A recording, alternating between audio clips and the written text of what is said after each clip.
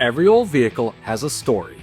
Some are remembered for the people who drove them, some for the places they traveled, and some simply for the memories they helped create. Today, we're stepping just outside the world of the Model A to meet its bigger brother, the Model AA, and one very special truck. Back in the 1940s, Ernest Tony Koinis, known to locals as Tony the Popcorn Man, sold popcorn from his 1928 Ford Model AA popcorn wagon in Grosse Pointe Park, Michigan. Even Henry Ford himself was known to bring his grandchildren by for a bag of Tony's popcorn. The wagon would go on quite a journey, eventually finding its way into the hands of Dan Whipple, who took on the challenge of bringing this remarkable piece of Michigan history back to life. In this episode, Dan tells us the story of Tony's popcorn wagon and the remarkable restoration of a truly unique Ford. This is Model A Roadside Stories.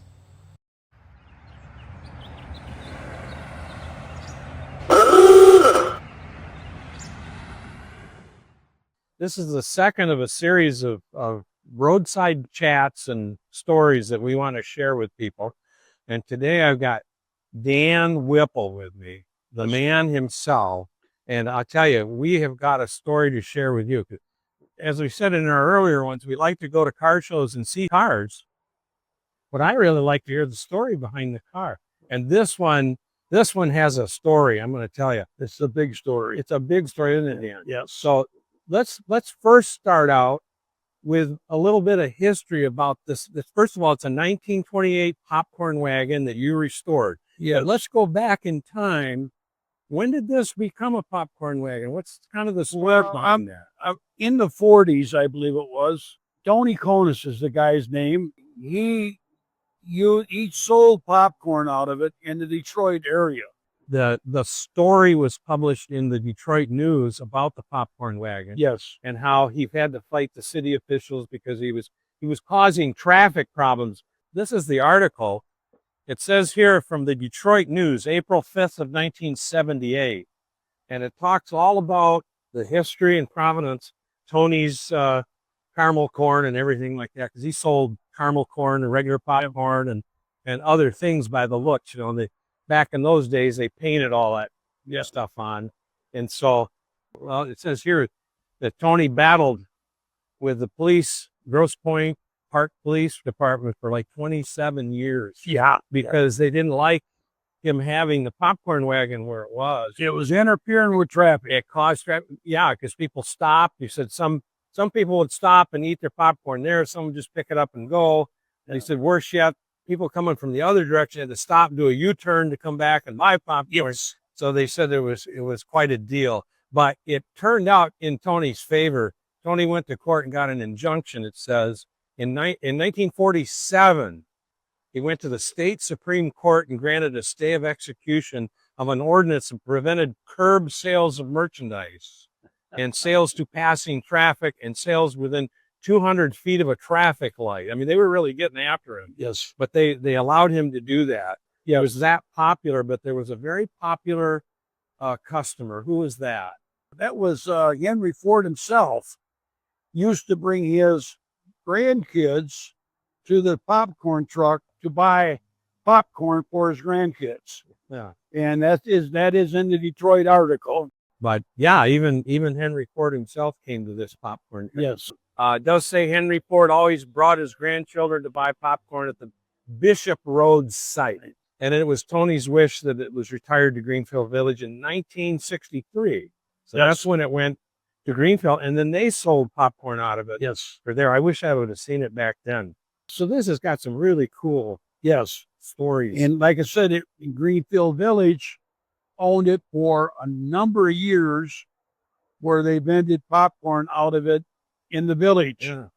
So some of us may have bought popcorn from this if you visited. I myself personally have bought popcorn off it in the village. Yeah, and at that time you had no idea who did that. Yeah, exactly. That's cool. But after many years of being in service there, the museum decided to get rid of it. Okay. And it went up for auction. Somebody bought it unknown, and they put it up for sale. Yeah. My friend Dave Donovan and his buddy used to work in the Canada Yeah. area, manufacturing, and he would drive back and forth. But he found this truck and decided to buy it Okay. To restore, right? to restore it.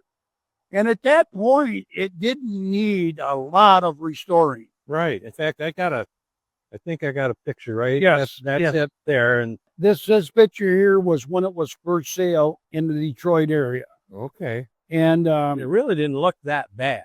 no, it wasn't. It needed a little cosmetic, maybe a little wood rock to take care of, but not too terribly bad. Now the next picture, um, This is when this is when I purchased it several years later, from my friend Dave, and it was in '04 that I bought it.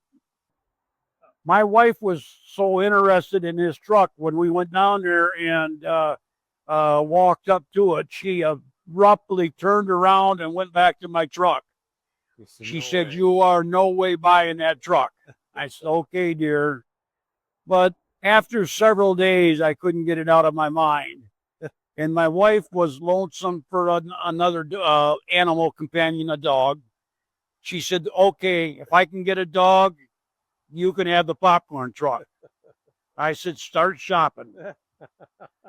Now there's a story about the wheels. No. Tell me about the wheels. The Whether it's wheels- sunk in or The wheels were buried in the dirt, clear to the rims.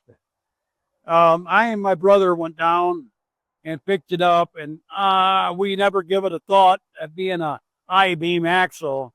We throw the chain on the center of the axle. By the time we got it out of the mud, we had bent the axle about 4 inches, oh boy. and which I straightened myself with a hydraulic jack and a chain. And Oops. it needed alignment afterwards. Yeah, I would say so. So And this next picture shows the side of it, and it's a lot rougher than when it first left. we actually had to reinforce this truck before we could haul it down the highway on a trailer. We didn't evict any raccoons, but I seen a lot of mice run out of it. But The mouse house. yes, this is where I was taking the body off the chassis, and with help from my friends. And is that snow on the ground? That is snow on the ground. They had to do this in the snow. Even. Yeah, yes. So now we start to size up. This is a pretty big project. You had to basically rebuild the entire box. I mean, there's the front end of the double A. This is a double A, right? This is a double A. 28 double A. Yep. And so you had to restore that, but then the box is all brand new. You made all that woodwork. This is all hardwood maple. That's beautiful. And I didn't really I had one piece that I maybe should have incorporated in this to say that it was part of the original. Yeah. It was the header across across the top of it. Oh, Yeah. okay. So I could have used that, yeah. but I didn't. Oh, okay. Yeah. You wanted to try to do it. Yeah. I see. But this is all beautiful hard maple. It is. Then I had a guy mill for me, and plane all out. I once said before I started working with it, if you slid a 2x4 through your hands, you could cut yourself. It was that sharp, that refined. Yeah. But man, the hardwood was so hard that all these panels that you see are all panel ties grooved into it. I would get a panel and a half done before I had to throw away the carbide bit Oh, wow. and go to another one.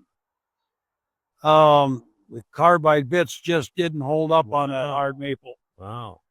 Well, tell me who else worked on it? Did you get your brother Al to work on it, or was he Al worked on just it. a heckler? Al worked on it. Some he was busy doing his own thing, Yeah. and this when I say it took 14 years to redo, I'm talking I was working a full-time job all day.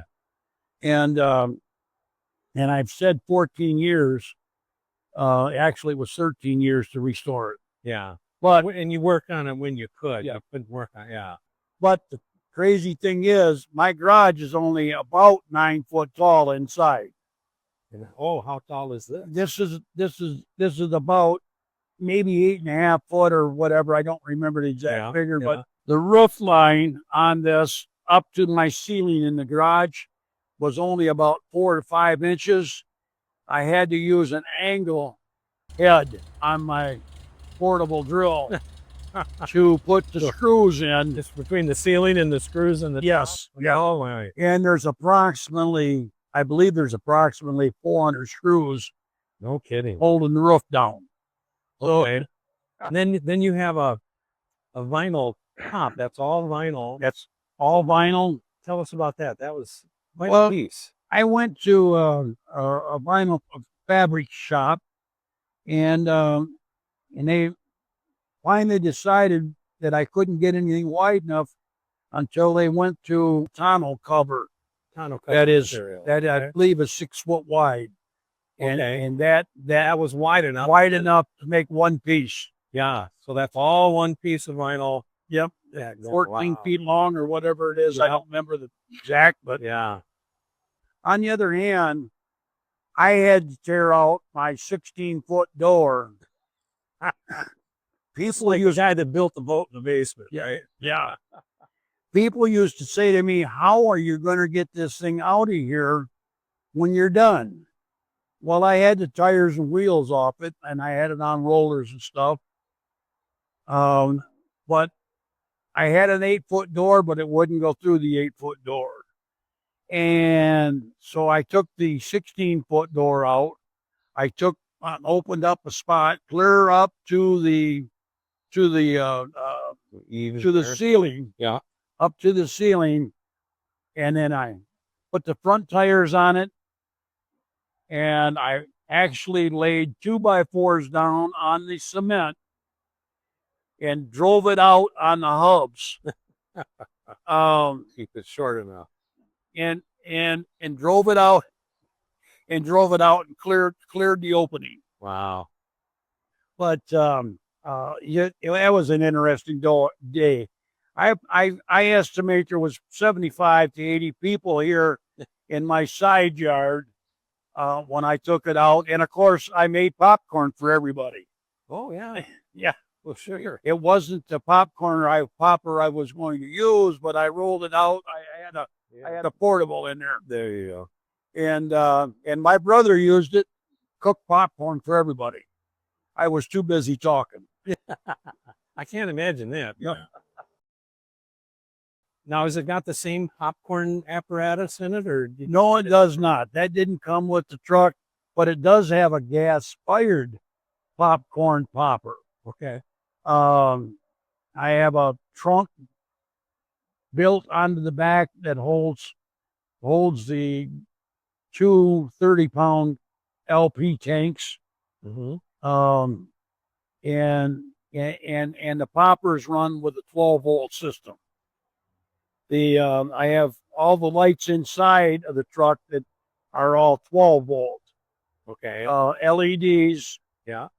There's a lot of LEDs in there. Yeah, imagine. Um, And then is the engine still set up to 6 volt? Starting and yes, it is. okay. So then you just have a separate.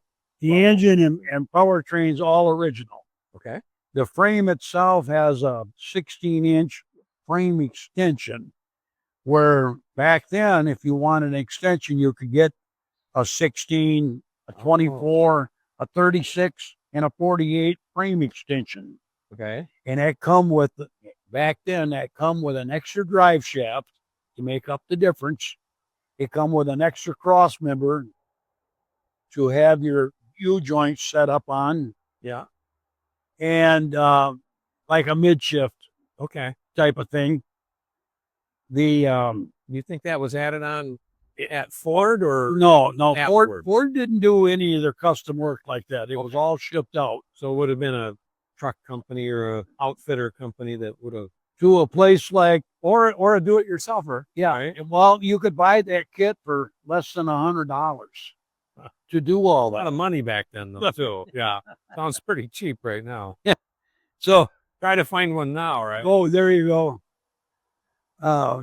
Yeah, I've seen drive shafts that cost $1,000 or more. Oh, yeah. So, so now this would be several years later into it.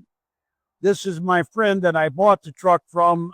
This is Dave Donovan and his wife, and myself and my wife standing here, and I'm holding a plaque from Dave Donovan with a silver dollar in the plaque. This is for, You still got that? I do. This is to buy the first bag of popcorn off this truck. And David told me, now he said that this is to buy the first bag, period. He said, if you have to shake it on my tombstone after I'm gone, when it's done, he said, so be it. Yeah. But that's that story. Yeah. Interesting. So he kind of stayed up with you on, Oh, he was. he was planning to restore it, but never got to it. Right. And then you picked up on the whole history and started there. Yes. Okay. So this is running and it's moving and It's running, it's moving, it'll drive down the road. It's kind of different to drive, oh, I imagine. but Puts it up a little bit different and of course it is up for sale. You are considering selling it. it's definitely up for sale. I would appreciate, Yeah. moving it because, as you can see in the video, I'm not getting no younger. So if anybody's interested in knowing more about this, go ahead and send us a text message and we can get you linked up if there's any interest. It's got some great provenance. What a story. It is. It's been in my life, part of my life for over Oh, yeah. 30 years, and I knew Dave 20 years before that when it was still possible to restore what it was. Yeah. But it's just been, like I said, in my life for a long time. Well, Dan, I want to thank you for sharing with us today. And we hope you found this entertaining. I know I did. This is quite the story. And again, if you want to follow us and follow up, we plan to do more of these roadside chats and that and get the story behind different club members. Now, Dan is a member of the Grand A's, which is a region of MARC. MARC stands for the Model A Restorers Club, which we're all members of. And we just have more fun. Yeah, We just have more fun as a group. And there's quite a following with Model A's. If you're interested, look into it. They're really the most affordable kind of classic car you can get and drive. So if you're interested, look into a club. If you have other questions, you can message us. But again, thanks, Dan. We really appreciate the time today. This is a cool story, and I think hopefully you'll find it interesting too. What a remarkable story and a remarkable vehicle. From the streets of Grosse Pointe Park to Greenfield Village and eventually into Dan's hands. Tony the Popcorn Man's popcorn wagon has certainly lived an interesting life. Stories like this are a reminder that preserving these old vehicles isn't just about restoring metal and paint. It's about preserving the history and the memories that come with them. Thanks for watching this edition of Model A Roadside Stories. We'll see you out on the road.